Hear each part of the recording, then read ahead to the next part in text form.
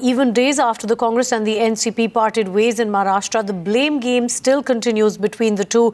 The Congress is alleging a fixed match between the BJP and the NCP, but Sharad Pawar not only dismissing this insinuation, but also attacking the BJP, in fact, for having no strong leader who could be projected as a chief ministerial face in Maharashtra. How do you, of course, rate the prospects of the BJP here, and do you really think that they are so desperate that they're having to rope in the Prime Minister to come in here and do their campaign? You see, if this information is correct, what you say, the Prime Minister is going to address so many meetings and going to spend so many days, that itself shows what is the overall position of the BJP in this case. Why they are insisting for Prime Minister to visit and address so many public meetings. So they have no confidence. They have no confidence. Otherwise, why should they invite Prime Minister? I can understand. Of course, the tallest leader of the party. I can understand to address one meeting in Nagpur or one meeting in Mumbai or one meeting in Pune. But if he is going to address so many meetings, as you say, I don't know. And if he is going to spend so many days, that's what BJP says. That itself shows the BJP has no confidence. Without him, without that face, they have nothing to show people of Maharashtra. That's why they are doing this. And secondly, also, it's a really interesting and good thing. The person who is heading the reins of the country, Prime Minister of this nation, spending so many days in Vidhan Sabha election in one state, that shows there is no other important work at national level or international level. More importantly is to get one seat here and there in the Maharashtra. So this also shows the overall thinking of everybody there. Overall thinking or the desperation of the BJP? Yeah, overall thinking, why should I say desperation? People know what I say. These type of parties, the allegation is that the NCP was clearly in some sort of a tacit understanding with the BJP. As I said, I have already replied. When 99, when we contested, that time also same allegations were made against us. But we saw that Vilasav Deshmukh become Chief Minister. I think Mr. Vilasav was not in BJP, no? No. He was in Congress. So we supported Vilasav Deshmukh 2004 when we got more MLA. Right. That time also, though there were some others who were working on that direction, we never accepted. So you're ruling out BJP completely? We always supported, associated with Congress. So why again and again raising this type of issue? Just to create confusion in the mind of our supporters. But the entire way the things have developed in the last 2 weeks, getting the precedent rule imposed in the state of Maharashtra, that is where it was a direct allegation by the former Chief Minister. He said, I did not see this coming. I did not expect that I would be put out of the government just like this. I can't understand one thing. When the major partner withdrew the support, the Chief Minister lost the majority. Why should he expect to continue? Is it fair? When we have no majority. He feels that NCP and BJP together strategize to get him out of power and get the president's rule. Where is the question? You see, when he lost the majority, he has no moral right to sit on the chair.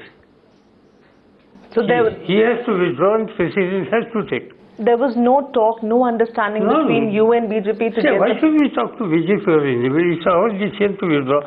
You see, it's simple thing. When we are contesting elections separately and sitting in the government together, you Johnnies would have been created hell of problem for us. You would have said, even for 1 month you are not ready to leave the chair. Such opportunities and this and that. All choices would have been used against us. So in such, we are absolutely clear. When we decided to withdraw the support, keep away from government. And when there is no majority, natural decision was to... So you think it was right for the president's rule to be imposed in Maharashtra? Right, absolutely. No wrong done there. Without majority, how can anybody run the government? What is the moral right? Is it fair in democracy? 15 years of association with the Congress, a bitter breakup. What brought the situation that there was no going back? In fact, firstly one should try to understand why it happened. NCP was eager to continue this alliance. About 2 months back, I myself has taken initiative, met Srimati Gandhi, Congress President, requested her that we should work together. She was also very positive. Her approach was totally supportive. She immediately instructed her colleagues, and practically within 1 week, myself, Afur Patel, A.K. Anthony, and Ahmad Patel had 2-3 meetings just to go ahead with this. Ultimately, in our meeting, we decided about the seats and exactly which seats and number. Better the state leaders should discuss because they know better than us ground level situation. So the discussion was shifted from Delhi to Mumbai. There was a meeting between Chief Minister and Deputy Chief Minister. There were 4 representatives from Congress side and 4 from NCP side. In that meeting, NCP has given a deficit proposal with a 50% seats, and NCP was also suggesting that 15 years Congress was leading the coalition, so we should also get some opportunity. So these 2 proposals were given. For the Chief Minister's position? Both, that committee. And from Congress side, it was communicated that we will communicate you in a day or 2. Our people were waiting, so there was no communication. Third day, Mr. Patel contacted Chief Minister. So he said, instead of sitting by all 4 together, why not sit 1-to-1 and we can resolve. So Mr. Patel consulted us. We said, yes, go ahead. We have been authorized to take all the decisions.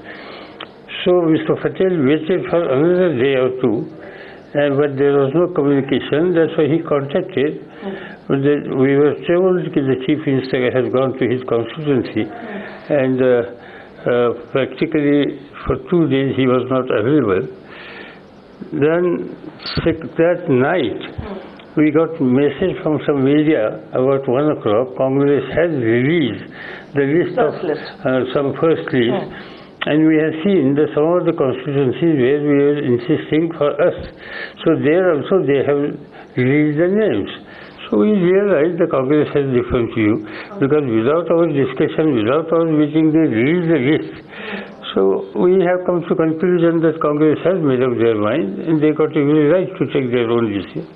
So next day, because there was hardly 1 day for filing nomination, and next day, we sat together and we finalized the list. Let me tell one thing frankly.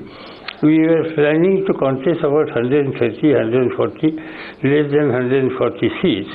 So our entire preparation was 130 seats, right from printing, right from election campaign material.